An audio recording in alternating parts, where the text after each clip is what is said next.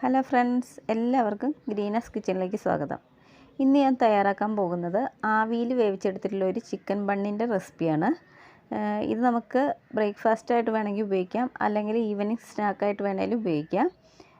പിന്നെ നിങ്ങൾക്ക് വേണമെങ്കിൽ ഇത് ബേക്ക് ചെയ്തെടുക്കാം കേട്ടോ. ഞാനിപ്പോൾ ഇവിടെ ആവിയിലാണ് വേവിച്ചെടുക്കുന്നത്. അപ്പോൾ നമുക്ക് വീഡിയോയിലോട്ട് പോകാം. ബണ്ണ് തയ്യാറാക്കാൻ വേണ്ടിയിട്ട് നമുക്കിവിടെ ആദ്യം മൈദയുടെ ഒരു കൂട്ട് തയ്യാറാക്കണം. അപ്പോൾ ആദ്യം ഞാൻ പാത്രത്തിലേക്ക് ഒരു 2 കപ്പ് മൈദ ഇട്ട് കൊടുക്കുന്നുണ്ട്. ഇനി നമുക്കിതിലേക്ക് ആവശ്യത്തിന് ഉപ്പിട്ട് കൊടുക്കാം. അതിനുശേഷം വേണ്ടത് ഈസ്റ്റാണ്. അപ്പോൾ ഞാനൊരു 1/2 ടീസ്പൂൺ ഇൻസ്റ്റൻറ്റ് ഈസ്റ്റാണ് ചേർത്ത് കൊടുക്കുന്നത്.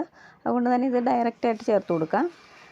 അല്ലാത്ത ഈസ്റ്റാണ് എടുക്കുന്നതെങ്കിൽ കുറച്ച് ചെറു ചൂടുവെള്ളത്തിൽ കലക്കിയിട്ട് അതൊഴിച്ച് കൊടുത്താൽ മതി. എന്നിട്ട് ഇതുപോലെ നന്നായിട്ടൊന്ന് മിക്സാക്കി എടുക്കുക. ഇനി നമുക്കിതിലേക്ക് കുറച്ച് ഓയിൽ ഒഴിച്ച് കൊടുക്കാം. ഇത് വീണ്ടും ഒന്നുകൂടി ഒന്ന് നന്നായിട്ട് മിക്സാക്കി കൊടുക്കുക. ഇനി നമുക്കിതൊന്ന് കുഴച്ചെടുക്കണം. അപ്പം ഞാൻ ചെറു ചൂടുവെള്ളത്തിലാണ് ഇത് കുഴച്ചെടുക്കുന്നത്. നന്നായിട്ട് കുഴച്ചെടുക്കാം.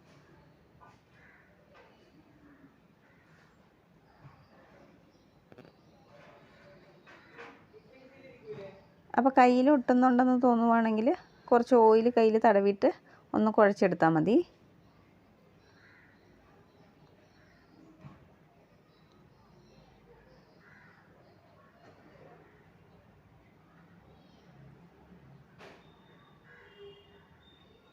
ഇപ്പം ഞാൻ നന്നായിട്ട് കുഴച്ചെടുത്തിട്ടുണ്ട്. നമുക്കിത് അടച്ച് വെക്കാം. അതിനുശേഷം ഒരു 2 മണിക്കൂർ ഇത് റെസ്റ്റ് ചെയ്യാൻ വെക്കണം. അപ്പോൾ 2 മണിക്കൂറിന് ശേഷം നമുക്കിത് തുറന്ന് നോക്കാം. ഇനി നമുക്ക് ഇതിലേക്ക് വേണ്ട ഫില്ലിങ് തയ്യാറാക്കണം. അപ്പോൾ അതിന് മുന്നേ നമുക്ക് ചിക്കൻ ഒന്ന് വേവിച്ചെടുക്കണം. ഞാനിപ്പോൾ ഇവിടെ 1/2 കിലോ ചിക്കനാണ് എടുത്തിരിക്കുന്നത്. നല്ല കഴുകി ക്ലീനാക്കി എടുത്തിട്ടുണ്ട്. ഇതിന് നമുക്ക് കുക്കറിലേക്ക് ഇട്ട് കൊടുക്കാം. ഇനി ഇതിലേക്ക് കുറച്ച് മഞ്ഞൾ പൊടി ഇട്ട് കൊടുക്കാം. പിന്നെ ആവശ്യത്തിന് ഉപ്പും കൂടി ഇട്ട് കൊടുക്കാം.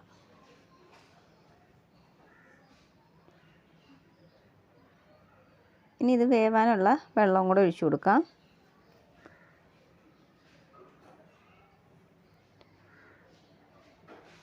ഇതിന് നമുക്ക് അടച്ചു വെച്ചിട്ടൊരു 2 വിസിൽ വരുന്നവരെ ഒന്ന് വേവിച്ചെടുക്കാം.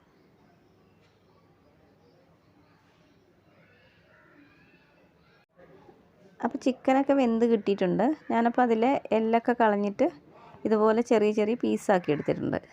നമ്മുടെ കൈ കൊണ്ട് തന്നെ ചെറിയ ചെറിയ കഷ്ണങ്ങളാക്കി എടുത്താൽ മതി. വെറുതെ ഒന്ന് പിച്ച് ചീന്തിട്ടാൽ മതി. ഇത് മിക്സിയിലൊന്നും അടിക്കാൻ പോകരുത്.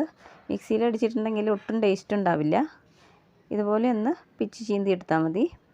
ഇനി നമുക്കിതിലേക്ക് വേണ്ട ഫില്ലിങ് തയ്യാറാക്കണം. അപ്പോൾ അതിനായിട്ട് എന്തൊക്കെ വേണമെന്ന് നോക്കാം. ഞാനിപ്പോൾ ഇവിടെ ഒരു വലിയ സവാള അരിഞ്ഞെടുത്തിട്ടുണ്ട്. പിന്നെ 1 ടീസ്പൂൺ ഇഞ്ചി, 1 ടീസ്പൂൺ വെളുത്തുള്ളി, പിന്നെ കുറച്ച് കറിവേപ്പില ചെറുതായിട്ട് അരിഞ്ഞെടുത്തിട്ടുണ്ട്. പിന്നെ വേണ്ടത് പച്ചമുളകാണ്. ഞാനിപ്പോൾ ഇവിടെ 1 പച്ചമുളക് എടുത്തിട്ടുള്ളൂ. പിന്നെ കുറച്ച് മല്ലിയില. അപ്പോൾ നമുക്കിതൊന്ന് വഴറ്റിയെടുക്കണം. ഞാനിപ്പോൾ ഒരു പാൻ അടുപ്പത്ത് വെച്ച് കൊടുത്തിട്ടുണ്ട്. അതിലേക്ക് നമുക്ക് സൺഫ്ലവർ ഓയിൽ ഒഴിച്ചു കൊടുക്കാം. ഇനി നമുക്കിതിലേക്ക് ഇഞ്ചിയും വെളുത്തുള്ളി, അതുപോലെ സവാള, പച്ചമുളകും ഇട്ട് കൊടുക്കാം. ഇതിനെ ഒന്ന് വഴറ്റി കൊടുക്കാം. അപ്പോൾ കുറച്ച് ഉപ്പിട്ട് കൊടുക്കുന്നുണ്ട്. നന്നായിട്ടൊന്ന് വഴറ്റിയെടുക്കാം. ഗോൾഡൻ ബ്രൗൺ ആവുന്നവരെയൊന്നും വഴറ്റണ്ട. അത്യാവശ്യം ഒന്ന് നന്നായിട്ട് സോഫ്റ്റായിട്ട് വന്നാൽ മതി.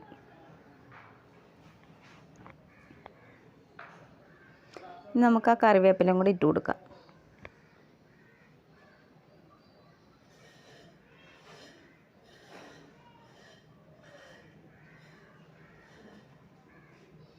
ഇപ്പോൾ അത്യാവശ്യം വഴന്ന് വന്നിട്ടുണ്ട്. ഇനി നമുക്കിതിലേക്ക് കുറച്ച് ഒരു 1/4 ടീസ്പൂൺ മഞ്ഞൾ പൊടി ഇട്ട് കൊടുക്കാം.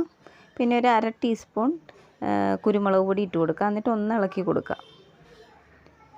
പിന്നെ വേണ്ടത് മുളക് പൊടിയാണ്. മുളക് പൊടി ഒരു 1/2 ടീസ്പൂൺ ഇട്ട് കൊടുക്കുന്നുണ്ട്. ഇത് നന്നായിട്ട് ഇളക്കി കൊടുക്കാം. ഇതിൻ്റെ പച്ചമണമൊക്കെ ഒന്ന് മാറണം.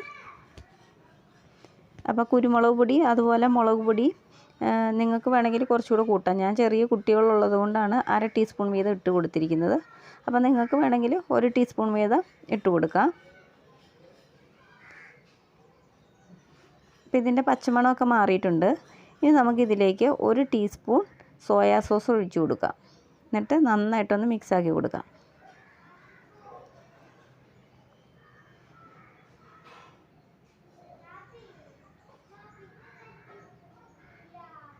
ഇനി നമുക്ക് എടുത്ത് വെച്ചിരിക്കുന്ന ചിക്കൻ ഇതിലേക്ക് ഇട്ട് കൊടുക്കാം. ഇനി നന്നായിട്ടൊന്ന് ഇളക്കി യോജിപ്പിച്ച് കൊടുക്കാം. ഇതിൽ നമ്മൾ അധികം പൊടികളൊന്നും ചേർക്കുന്നില്ല.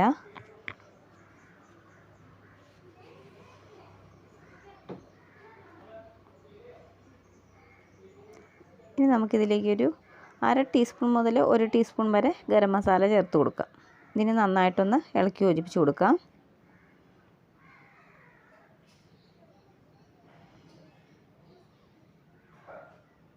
ഇനി അവസാനം നമുക്കിതിലേക്ക് മല്ലിയിലയും കൂടെ ഇട്ട് കൊടുക്കാം. എന്നിട്ട് ഒന്നുകൂടി ഒന്ന് നന്നായിട്ട് ഇളക്കി കൊടുക്കാം.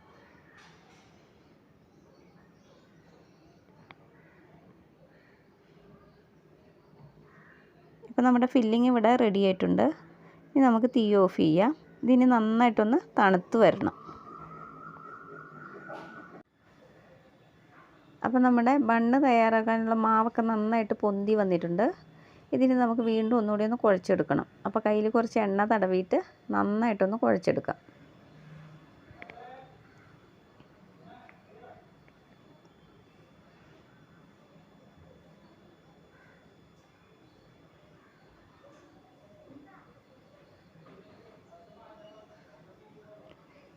ഇനി നമുക്ക് ഇഡ്ഡലി തട്ടിലൊക്കെ ആവശ്യത്തിന് എണ്ണ തേച്ച് കൊടുക്കാം. നമ്മൾ ആവിയിലല്ലേ വേവിച്ചെടുക്കുന്നത്. അപ്പോൾ എല്ലാ തട്ടിലും ആവശ്യത്തിന് എണ്ണ തേച്ച് കൊടുക്കാം. ഇനി നമുക്ക് 2 കൈയിലും എണ്ണ തടവിയിട്ട് നമ്മൾ കുഴച്ച് വെച്ചിരിക്കുന്ന മാവക്കൂട്ട് കുറേശ്ശെയായിട്ട് എടുത്തിട്ട് ഓരോ ബോളാക്കി എടുക്കാം.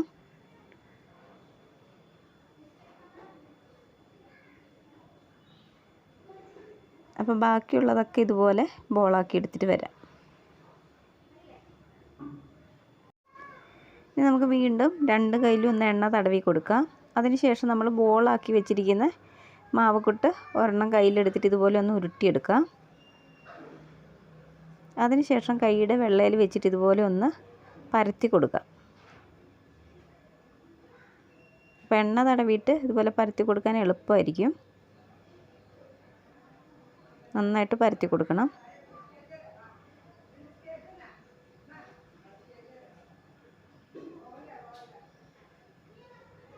അതിനുശേഷം നമുക്ക് ഈ നടുവിലേക്ക് ഫില്ലിങ് വെച്ച് കൊടുക്കാം.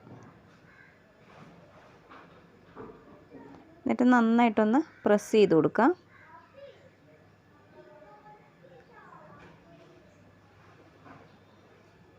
നമുക്കിതിലേക്ക് കുറച്ചുകൂടെ ഫില്ലിങ് വെച്ച് കൊടുക്കാം.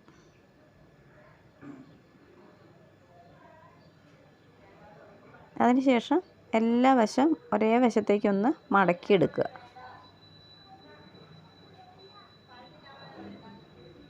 എന്നിട്ട് ആ നടുക്ക് കൊണ്ടുവന്നിട്ടൊന്ന് നന്നായിട്ട് ഒട്ടിച്ചെടുക്കുക.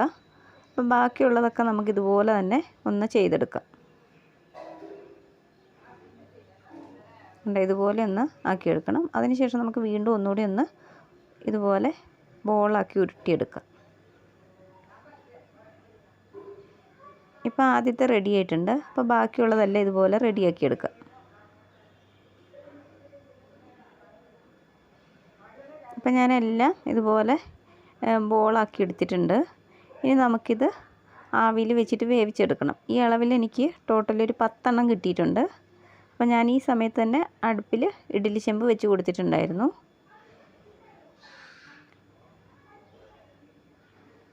അപ്പോൾ ഇഡ്ഡലി ചെമ്പിൽ ആവിയൊക്കെ നന്നായിട്ട് കയറിയിട്ടുണ്ട്. ഇനി നമുക്കിതിലേക്ക് ഇഡ്ഡലി തട്ട് വെച്ച് കൊടുക്കാം.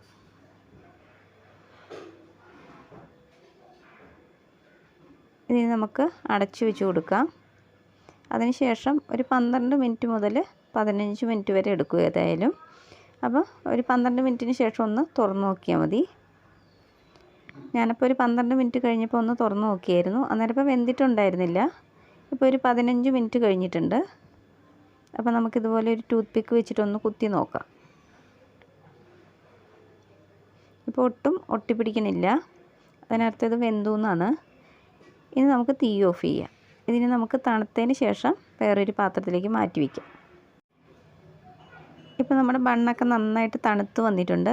ഇതിന് നമുക്ക് വേറൊരു പാത്രത്തിലേക്ക് മാറ്റി വയ്ക്കാം.